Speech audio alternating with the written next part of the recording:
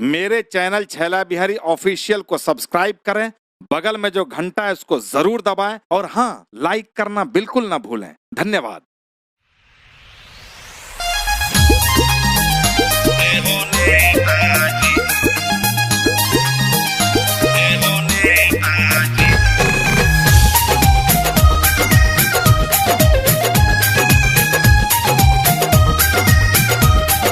रोजी रोटी के चक्कर में आयलों घर से बाहर,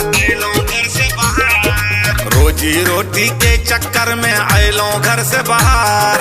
लॉकडाउन में टूटी गेल, लॉकडाउन में टूटी गेल मुसीबत के पहाड़। ए हो नीतीश जी, ए हो नीतीश जी, हमारा बोलाइल बिहार। ए हो नीतीश जी, हमारा मंगाइल बिहार। ए हो नीतीश जी, दहो रोजी रोजगार। ए हो नीतीश जी।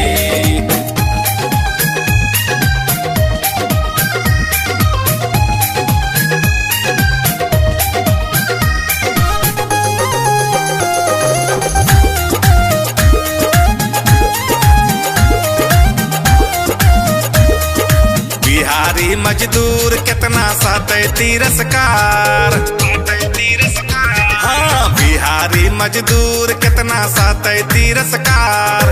सब मारे ताना हरदम, सब मारे ताना हरदम, करे अत्याचार। ए हो नेताजी, ए हो नेताजी, हमारा बोलवाइल बिहार। ए हो नेताजी, हमारा मंगवाइल बिहार। ए हो नेताजी, दहो रोजी रोजगार। ए हो नेताजी।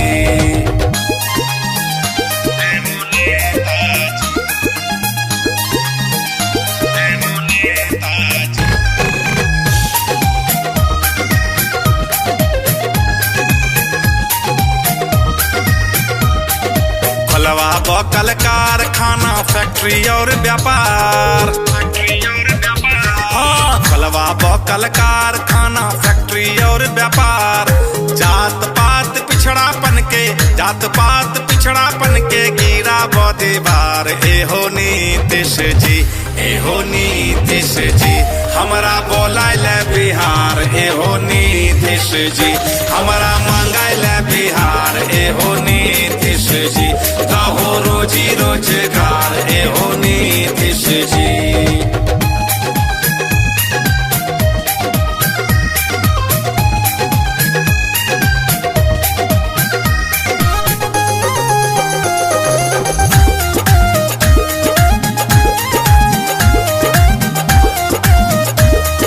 शिवम छैला का है कारो सिस्टम में सुधार, हाँ शिवम छैला का है कारो सिस्टम में सुधार।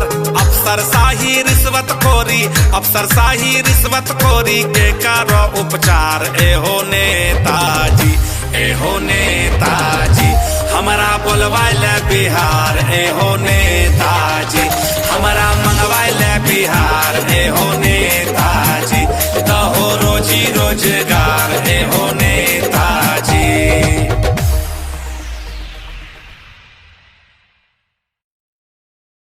मैं सुनील छैला बिहारी आपको प्रणाम करता हूं और आपको बहुत बहुत धन्यवाद हमारे चैनल को देखने के लिए।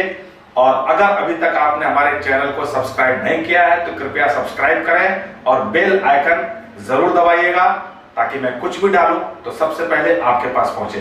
बहुत